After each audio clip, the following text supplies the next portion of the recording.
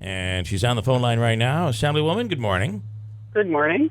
All right, so we're getting close. We know we have a debate planned, and you have the luxury of having both of your opponents targeting you, it seems.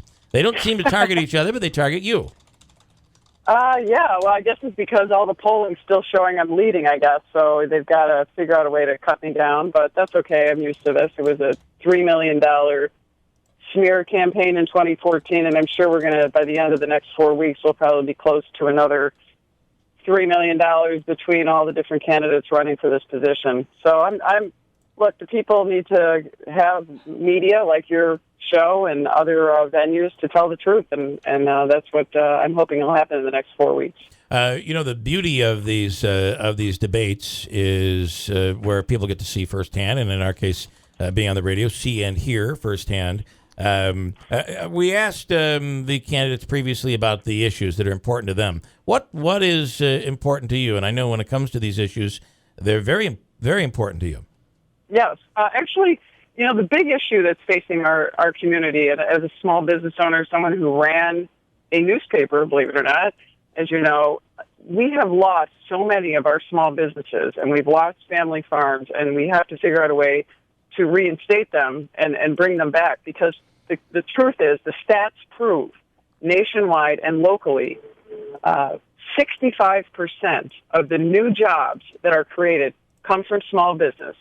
They don't come from big businesses that we take tons of taxpayer money and try to prop them up and beg them to come here and stay, because once the taxpayer money dries up, they leave.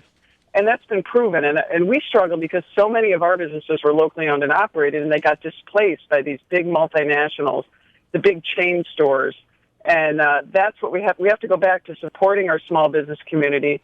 And the only way we're going to do that successfully by federal and state rules is to reduce regulation, reduce taxes, empower the local business community. And one of the most significant things we need to do is to stop passing and negotiating bad trade deals. And that's something the Obama administration has done, and administrations in the past have done, is put together bad trade deals that cause our jobs to leave our communities. And with just my business alone, we own the Mid-York Press, which is a pharmaceutical packaging firm. We're in our 70th year. And one of the big things that's hurt us is many of the people that we're competing against have moved to Mexico, and they can compete against us from Mexico, Canada, even the Caribbean are competing against us because we have put such a burden on our small business community. And this also includes family farms. Family farms are a tradition of New York. Agriculture is our number one industry, yet we continue to attack our agricultural industry. And we need to stop doing that. We need to start allowing our farms to thrive. And that's something that I've been working on in the Assembly, and I hope to do in Congress. And the big thing in Congress that's affecting us that could really make a difference is we must secure the border. We must stand for what we are as Americans. People coming to this country need to come to this country because they want freedom and they want individual rights, not because they want to take advantage of our generous social welfare programs or take jobs from our local citizens. They need to come here to be Americans, I think that's key. Yeah. Are you for the wall and Trump's plan to have Mexico pay for it? Well, I support a wall, and I say that in quotes. We need to put up some kind of barrier, whether it's a literal wall. I mean, I imagine Trump's wall might be kind of elaborate, but it's big and some beautiful. Kind of virtual barrier to stop people from coming across the border. Yeah. The nature of what a country is it has borders. The globalism, the world without borders is what's caused the demise of the United States and our loss of jobs, our inability to keep up on the international scale, why China and all these other countries have been able to take advantage of taking our jobs and our wealth away from us is because we don't honor our borders, and that's something we need to do. Trump talks about, I want to go back to the comment you made about losing jobs to Mexico and other places. How do you solve that? And I'll just say that Trump has talked about this basically a tax. If something from outside the U.S. is coming in, or finding a way to penalize companies who move jobs out of the U.S. Even at a carrier, he said, "I will stop carrier from." I don't know how. I don't know how he's going to do that. Yeah. But what do you think? That's the way. Here's the problem. So you have these trade deals. So the trade deals put a greater onus on, and the Chinese add a VAT tax, for example, when we want to sell to China. it would be great. Trade is great if we're selling on an equal playing field, but the Chinese penalize us, our American companies, when we go to China or even in Vietnam or South Korea. Those countries, whenever we sign a trade deal, our trade deficit, meaning the amount of trade that we have between the country, goes way down. So we are importing we are importing twice as much as we're selling to them because they're imposing unfair penalties on our companies.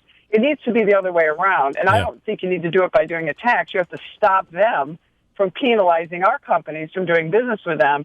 If we're going to open them up and allow them to come in and have the benefit of coming to the great American market, which we are, they need to pay the same price that we pay. So that's kind of what Trump's saying, but it needs to be equal. It can't be unfair. And then China, of course, manipulates their currency in such a way that it makes it our goods and services are not even affordable in China. And we know what we're getting when we find a lot of Chinese products, for example, are nowhere near as good as ours. But we've put ourselves in such a disadvantage as an American country, with our high tax rates, our inability to keep our wealth from our companies here, to be competitive with our, even our labor costs. Yeah. The labor costs aren't even really the problem. A lot of people like to blame the labor costs. It isn't the labor cost. It's the manipulation of currency. It's the inability of us to have a fair shot at their markets.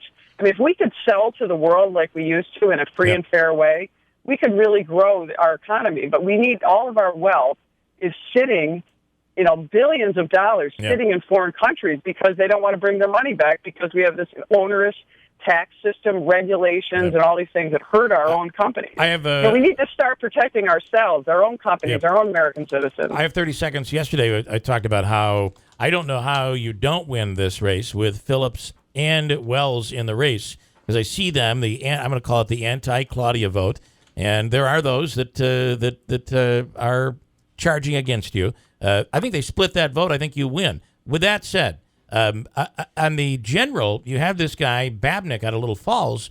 He could be an interesting third-party run and could be a problem. Your thoughts on Babnick? I don't even know why he's running. I will say this. He doesn't have a shot at all to win this race, even if he gets on the line somehow. I think he's trying to cause a splitter, or he's purposely, or he's naive. He seems like a nice enough guy. What does he stand for? He keeps talking about the great story of Martin Babinett, but what is Martin Babinett going to do for the rest of us? He left this region, went to the Silicon Valley during the tech boom, made millions of dollars, and is coming back here now and says, I'm going to create jobs for people. Yeah. I'd like to see where he's created the jobs, and his jobs plan is cronyism. It's taking a lot of taxpayer money and giving it to venture capital, venture for startup firms. And why don't we just lower taxes, lower regulations, empower our entrepreneurs, and give our local business community a chance to compete against the world? That's all we want. And are you facing a primary with him as well? Well, how does that work? I mean, there is what they call an opportunity to ballot, which is a write-in candidacy on the Reform Party line, of which I'm the endorsed candidate. I don't know what that. I don't know. There's 15 or 20 people registered on that line, so that should be interesting. Yeah, all right. But he's spending a huge amount of money. I don't know. I mean, he seems like who knows? Self-funded. It's going to be interesting, but he could serve as that. I mean, clearly, I think the votes would take away Republicans if he were to get any votes in the general. I think he would take away Democratic votes. All right. I think okay. Interesting. Yeah. All right. Good stuff. All right, Thank you. Assemblywoman Claudia Tenney. Quick break. Lise Wheel, Fox News. Up next to WIBX.